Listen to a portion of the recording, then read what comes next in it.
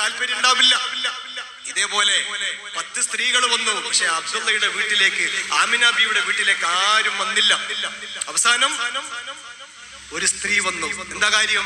ഈ സ്ത്രീക്ക് വേറെ ഒരു വീട്ടിൽ നിന്നും കുട്ടികളെ കിട്ടിയില്ല.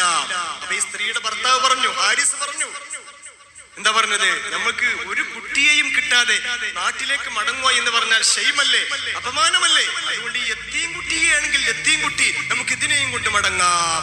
അങ്ങനെ ഒരു കുട്ടിയെയും കിട്ടാത്ത കാരണത്താൽ ആ ഒരു സ്ത്രീ ആമിന ബിയുടെ അരികിലേക്ക് വരികയാണ്.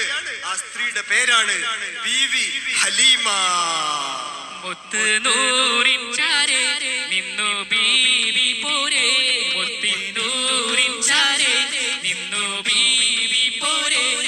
ഓ അലീമ എൻ മോനെ നീ നോക്ക് ചേരി, എൻ കാര്യം നീ ഓർക്കേണം ചേരി. എൻ മോനെ നീ നോക്കേണം ചേരി, എൻ കാര്യം നീ ഓർക്കേണം ചേരി. മുത്തുനൂറിൻ ചാരെ നിന്നു ബീവി പോരെ, മുത്തുനൂറിൻ ചാരെ നിന്നു ബീവി പോരെ. ഓ അലീമ എൻ മോനെ നീ നോക്കേണം ചേരി, എൻ കാര്യം നീ ഓർക്കേണം മേരി. എൻ മോനെ നീ നോക്കേണം ചേരി, എൻ കാര്യം നീ ഓർക്കേണം മേരി. ഹലീമ ബിയുടെ അടുത്ത് 2 വയസ്സുള്ള ഒരു പെൺകുട്ടിയുണ്ട്, ഷൈമ. ഈ ഷൈമക്ക് കൊടുക്കാൻ തന്നെ മുലപ്പാല് കമ്മിയാ. ഒരു ജോലി എന്നുള്ള നിലക്ക് ഇങ്ങോട്ട് വന്നതാ. ആ കുട്ടിയും കൊണ്ട് പോകുമ്പോഴേ ചില അത്ഭുതങ്ങൾ ഉണ്ടാവുക. എന്താ കാര്യം? ഈ ഷൈമക്ക് കൊടുക്കാനുള്ള പാല് പോലും ഇല്ലാത്ത ഹലീമ ബിയുടെ സ്തനത്തിൽ പെട്ടെന്ന് പാല് നിറയുകയാ. എന്തൊരത്ഭുത! ഒരു സ്തനത്തിൽ നിന്ന് ഷൈമ എന്ന പെൺകുട്ടി കുടിക്കുന്നു, മറ്റേ സ്തനത്തിൽ നിന്ന് ഈ അത്ഭുത ശിശു പാല് കുടിക്കുന്നു. വലിയ സന്തോഷായി. പിന്നെയും അത്ഭുതമുണ്ടായി. അവരിങ്ങോട്ട് വന്നത് ഒരു കഴുതപ്പുറത്താ. ഒരു കഴുതപ്പുറത്ത്. ആ കഴുതയുടെ കാര്യം പറയുകയാണെങ്കിൽ, നമ്മുടെ ഈ കുണ്ടും കുഴിയുമുള്ള റോഡിലൂടെ ഓട്ടോറിക്ഷ പോയാൽ എങ്ങനെ ഉണ്ടാവും? കുണ്ടിലും കുഴിയിലും ചാടി നമുക്ക് സമയത്ത് എത്താൻ പറ്റുമോ? ഇതേപോലെയാണ് അവർ ഇങ്ങോട്ട് വന്നത്. എന്നാൽ അങ്ങോട്ട് പോകുമ്പോഴോ, ഈ അത്ഭുത ശിശുവിനെയും കൊണ്ട് അങ്ങോട്ട് പോകുമ്പോഴോ, മറ്റെല്ലാ കഴുതകൾ, കുതിരകൾ, ഒട്ടകങ്ങൾ എല്ലാവരെയും പിന്നിലാക്കിയിട്ട് സൂപ്പർ ഫാസ്റ്റ് ബസ് പോകുന്നത് പോലെ കഴുത ഒരൊറ്റ ഓട്ട എല്ലാവരുടെയും മുമ്പില്. പിന്നെ ഈ ഹലീമ ബിയുടെ ഭർത്താവ് പറയാ, എന്താ പറയുന്നത്? അവരുടെ വീട്ടിൽ ഒരു ഒട്ടകമുണ്ട്. ആ ഒട്ടകത്തിന് പാല് കറക്കാൻ വേണ്ടി പോയ വലിയ മടിയാ, പാല് തരൂല. ആ ഒട്ടകം ഈ ആരിസിന് ഒരൊറ്റ തട്ട പാല് കൊടുക്കൂല. പക്ഷേ ഈ കുട്ടി വന്നതിന് ശേഷം കറക്കാൻ വേണ്ടി ചെന്നപ്പോഴേ ഒട്ടകത്തിന്റെ അകിട് പാല് കൊണ്ട് നിറഞ്ഞിരിക്കുന്നു. ഒന്ന് കറക്കൂ എന്ന് പറയുന്നത് പോലെ ഒട്ടകത്തിന്റെ നിൽപ്പ്. അപ്പൊ ആരിസ് പറയുകയാ, ഹലീമ, ഈ കുട്ടി ഒരു അത്ഭുത കുട്ടിയാണ് കേട്ടോ, നല്ല നോക്കിക്കോ, ഇതിന് വിട്ടുകൊടുക്കണ്ട. പിന്നെയും ഉണ്ടായ അത്ഭുതങ്ങൾ. എന്താണ്? അവരുടെ വീട്ടിൽ ക്ഷീണിച്ചു നിന്നിരുന്ന, അതായത് ഇങ്ങനെ ക്ഷയിച്ചു നിന്നിരുന്ന മരങ്ങളെല്ലാം പുഷ്പിച്ചു. അതൊക്കെ നല്ല സമ്പൽ സമൃദ്ധ, നല്ല ഉഷാറായിട്ട് വളരുകയാ. കായ്ക്കനികൾ ഉണ്ടാവുകയാ. എല്ലാ മരങ്ങൾക്കും ജീവൻ വെക്കുകയാ. പിന്നെ മാത്രല്ല, ഒരു ദിവസം ഈ ഷൈമ എന്ന കുട്ടിക്ക് പനി വന്നപ്പോഴേ ഹലീമ ബിവി എന്താ ചെയ്തെന്നറിയോ? ഈ അത്ഭുത കുട്ടിയുടെ കൈ ഷൈമ എന്ന കുട്ടിയുടെ നെഞ്ചത്ത് ഒരു തടവല. അതോടുകൂടി പനി മാറി. ഈ കൈ കൊണ്ട് തടവിയ പനി കൂടാതെ വേറെ കാര്യം, ആ കുട്ടിയുടെ കൈ കൊണ്ട് തടവിയൊക്കെ പനി അങ്ങോട്ട് മാറി. ഈ വിവരം അറിഞ്ഞപ്പോഴേ പിന്നെ അടുത്ത വീട്ടിലുള്ള ആളുകളൊക്കെ എന്ത് അസുഖം വന്നാലും ഹലീമ ബീവിയുടെ വീട്ടിലേക്ക് വരും. ഈ കുഞ്ഞിന്റെ കൈ കൊണ്ടെന്ന് തടവിക്കൊടുക്കും, അസുഖം മാറും. ഹലീമ ബീവിയുടെ വീട്ടിൽ മൃഗങ്ങൾക്ക് എന്തെങ്കിലും അസുഖം വന്നാല് ഈ കുഞ്ഞിന്റെ കൈ കൊണ്ട് ഒന്ന് തടയി കൊടുക്കും, അസുഖം മാറും.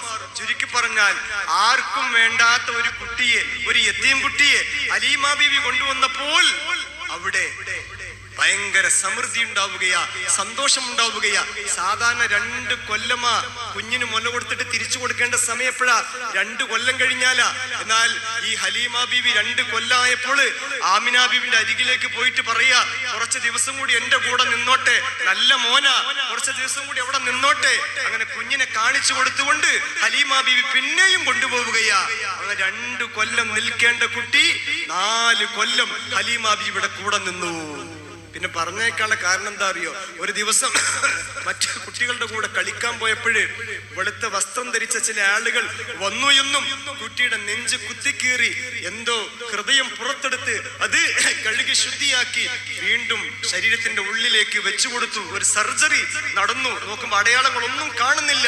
ഈ വിവരം കേട്ടപ്പോഴ് ഹലീമ ബീവിക്ക് പേടിയായി, കുഞ്ഞിന് എന്തെങ്കിലും സംഭവിച്ചാൽ. അതുകൊണ്ട് മാത്രമാണ് ആമിന ബീവിന്റെ അരികിലേക്ക് കൊണ്ടുപോയി കൊടുത്തത്. കരഞ്ഞുകൊണ്ട് യാത്ര ചോദിക്കുകയാ. പൊന്നുമ്മ കരഞ്ഞുകൊണ്ട് യാത്ര ചോദിക്കുക. പ്രിയപ്പെട്ടവരെ, അങ്ങനെ പിന്നീട് ആമിന ബീവിയുടെ അരികിലാണ് വളരുന്നത്. കുറച്ച് ദിവസങ്ങൾ കഴിഞ്ഞപ്പോ ഏകദേശം കുട്ടിക്ക് 6 വയസ്സായപ്പോഴേ ആമിന ബീവി പറയാ, മോനെ നമുക്ക് മദീനത്തേക്കൊന്ന് പോവാം, നിന്റെ ഉപ്പയുടെ ഖബർ ഒന്ന് കണ്ടിട്ട് വരാം. അങ്ങനെ ജീവിതത്തിൽ കണ്ട് കൊതി തീരാത്ത ഭർത്താവിന്റെ ഖബർ കാണാൻ വേണ്ടി ഈ കുഞ്ഞിനെയും കൊണ്ട്, ഒരു അടിമ സ്ത്രീയെയും കൊണ്ട് പ്രിയപ്പെട്ടവരെ മദീനയിലേക്ക് പോവുകയാ. ആ ഖബറിന്റെ അരികിലെത്തിയപ്പോഴ് ആമിന ബീവിക്ക് സങ്കടം നിയന്ത്രിക്കാൻ സാധിച്ചില്ല. തന്റെ മോനെ ചേർത്ത് പിടിച്ചുകൊണ്ട് എന്തൊക്കെയോ പറയുകയാ, സങ്കടങ്ങൾ പറയുകയാ. പിന്നീട് അബ്ദുള്ളയുടെ അമ്മാവന്മാരുടെ വീട്ടിൽ താമസിക്കുകയാ. മടങ്ങി വരുമ്പോൾ അബവ എന്ന സ്ഥലത്തെത്തിയപ്പോഴേ ആമിന ബീവിക്ക് ഒരു രോഗം പിടിപെട്ടു. അത് കലശലായി. അവിടെ വെച്ചുകൊണ്ട് തന്നെ മരണപ്പെട്ടു. അബവ എന്ന സ്ഥലത്ത് ആമിന ബീവിയെ മറമാടുകയാണ്. കുട്ടിക്ക് 6 വയസ്സേ ആയിട്ടുള്ളൂ പ്രിയപ്പെട്ടവരെ. ജനിക്കുന്നതിന് മുമ്പേ ഉപ്പ മരണപ്പെട്ടു. 6 വയസ്സായപ്പോൾ ഉമ്മയും മരണപ്പെട്ടു.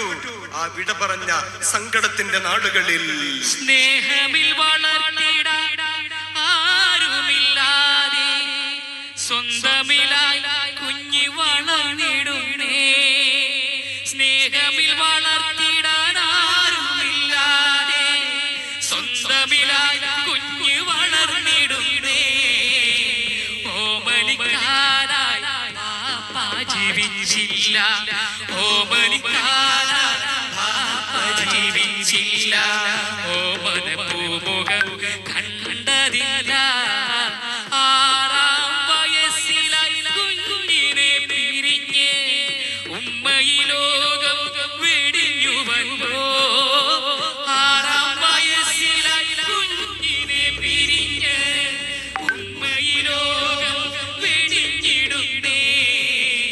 അൽ അമീനായി വളർന്ന നബിയെന്ന്, അൽ അമീനായി വളർന്ന നബിയെന്ന് ആരിലും കൗതുകം